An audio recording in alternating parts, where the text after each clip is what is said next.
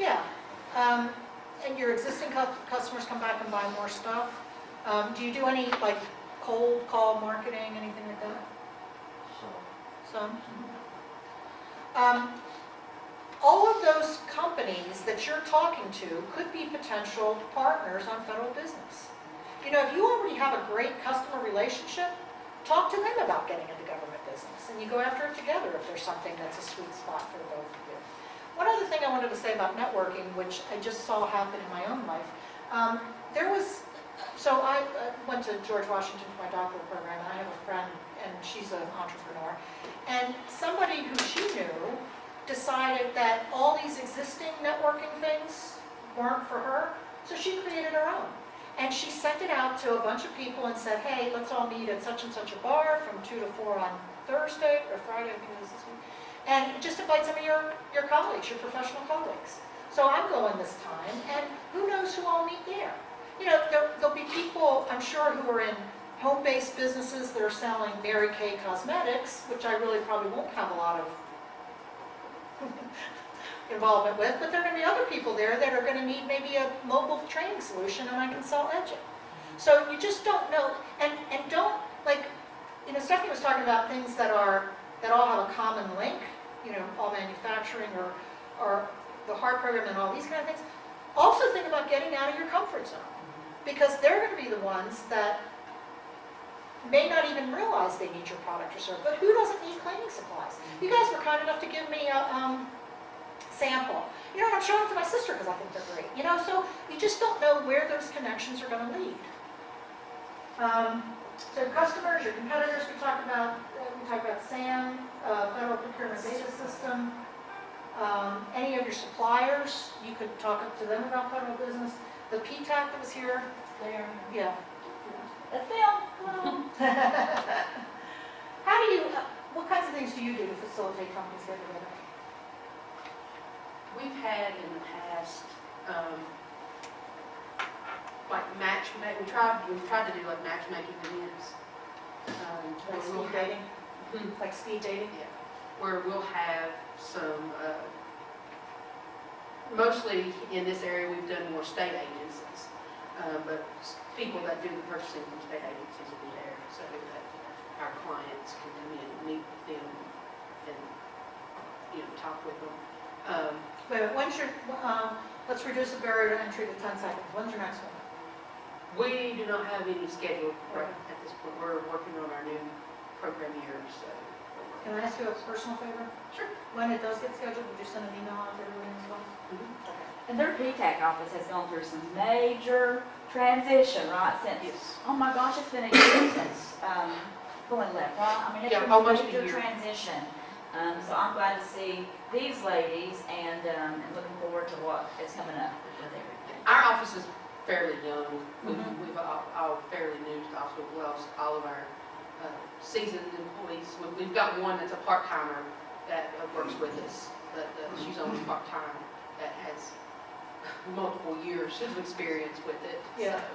So, and quite honestly, that's good for all of you, because think about what specific things you need and let the PTAC group know it, because they're going to be much more inclined when they don't have much on their plate right now as they're restructuring to take your needs to heart. So make the connections with the PTAC group. You know, I mean, it's really important. Stephanie has obviously shown that she's willing to do whatever it takes to make you guys successful. Think about what kind of training do you need, what kind of events do you need.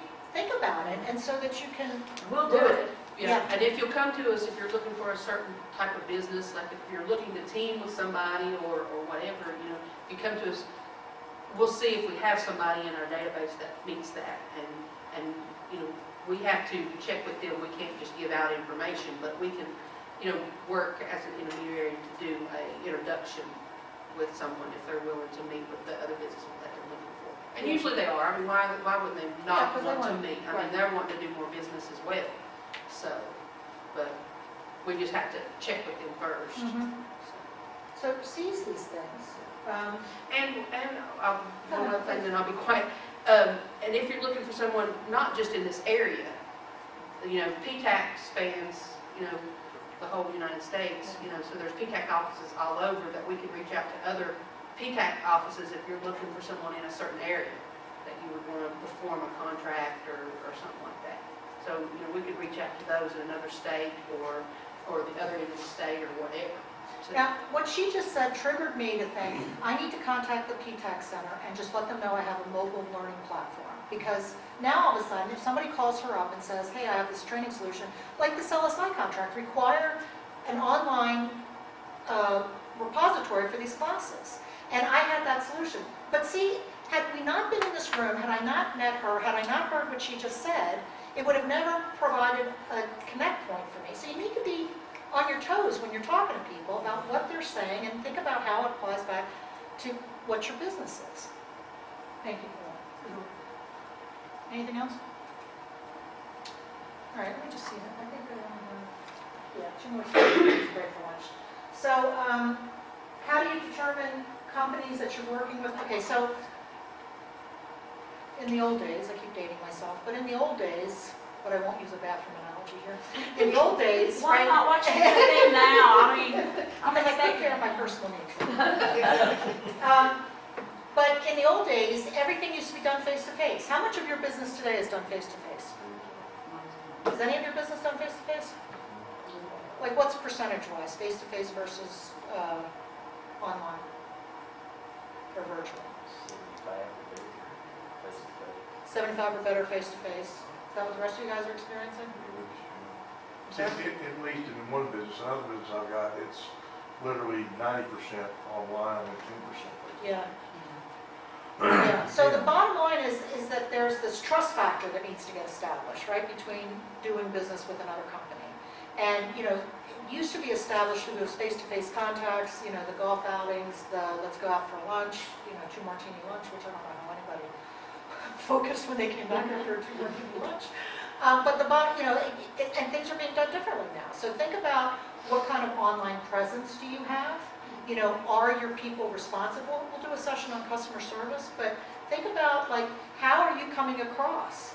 You know, my daughter just took a job in a law firm, and she's a paralegal, but she's also doing their communication strategy.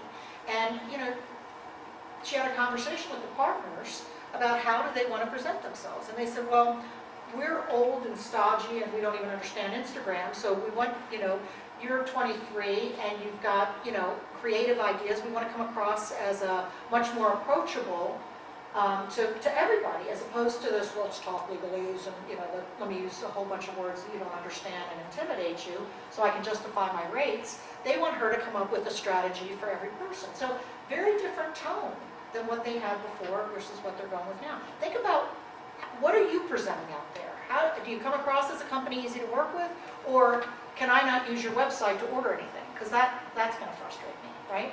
So those are the kind of things that you sort of tune in there. So you've got your ongoing businesses with companies you've worked with together before, and or you may have like a personal relationship, right? You know, you took over your business, or you know, you've run your business for all these years, and you know the guy who runs this other business because you guys went to high school together. Or you know this woman because she's a parent at your kid's school, and you have that personal connection. Those are all ways to build that trust up. In this case, business trust already exists, right? I can't tell you, I probably got 15 consulting gigs and 2 full-time jobs from parents that my daughter went to school, where my daughter went to school. So don't, you know, get your head out of, when I'm at work, I'm working only, and when I go home, I tune all that out, because so many of your personal relationships can really help grow your business. You're not a true entrepreneur if you tune it out when you go home. Exactly. You just aren't. And Exactly. it's not for you if you do that. You've got to live it 24 hours a day, 7 days a week, if you're going to survive. Yeah, and when you talk to your government counterparts, very different point of view. Of course. Very different point of view. You know, like, you want me to carry a government cell phone? How much are you going to pay me to answer the phone at 501? You know, it's very different kind of, and I'll tell you, one day I got extremely ticked off. I was with University of Virginia, and I was going out to the VA in Hines, Illinois, and I the VA had paid for everybody in the class to take the UVA course. They were going to get 3 credits, 3 graduate credits, and the class was condensed to a week. The VA was going to pay for them to be in the class. The VA paid for my textbook for every student. Like, they could not have made it, and it was all during business hours. They could not have made education any easier for these people. But guess what? It happened to be the same week that the Bulls were in the basketball playoffs. And the class started at 8 o'clock. And that obviously interfered with the people who wanted to go out and party and drink for the Bulls celebration, victories, and this kind of stuff. And so literally, no one in the class would talk to me from 8 till 10 a.m. And at that point, then they would start engaging. And it was very much of a, you're such an imposition to my life right now. And I'm giving them homework, God forbid, because they're getting 3 graduate credits from UVA. You know, this isn't a fly-by-night kind of, and it was really, and finally I said to them, you would never make it as contractors, because this idea, first off, most contractors don't pay for education. They don't pay for your books, you're paying for that yourself. If they do pay, they're paying a percentage of it, and that's going less and less. So the fact that they're doing all of this, and they won't let you like take the classes during, like you couldn't go to UVA and take these classes during the day, you'd have to take them at night on your own time. And the fact that the government's doing all this for you, and this is the attitude you have, just boggles my mind as a taxpayer. And I probably shouldn't have said it, but they really, like by day 3, they were really taking off. And then it was really funny because, you know how you're not allowed to give gifts. Contractors can't give gifts to the government. Different people were coming over to me, like one of them was giving me a pair of Avon earrings. I heard what you said. The rest of them were like that, but I'm not like that. You know, and so I get like all these gifts from people because they all wanted to differentiate the fact that they were different than everybody. So, right, different perspectives, you know, in terms of work. Strategic vendors, these are companies, okay, so these ongoing business relationships might be somebody that you decide to form a strategy with to go after federal business together. Like if they are always asking for maintenance or always asking for cleaning services when they're asking for cleaning supplies, maybe you find a cleaning service and you go together, you work together on all these opportunities. So that would be an example of an ongoing business kind of relationship. There are other things where you just need, like in the case of the paint prep stuff, you only need them for this particular procurement. Those are strategic vendors. That's where you might call PTAC and say, look, I'm looking for somebody who's a paint prep provider, and do that. And the benefit there is that you may be able to offer a compliant, competitive solution. You might not be able to do it unless you do bring in these strategic vendors. And then once you have that compliant product, service, or overall solution, you get to do all the things you did before. You can bid on IFBs, you can submit proposals, you can do set-asides, you can do on the purchase card. And the benefit here is that you continue to build that trusting relationship with existing partners, or you establish those brand new partners that are strategic, that you just need them, and maybe you grow something with them. So you're continuing to branch out. Okay, any questions about that?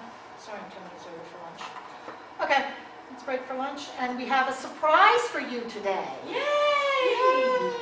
So Stephanie, she keeps trying to, she wants you to think that I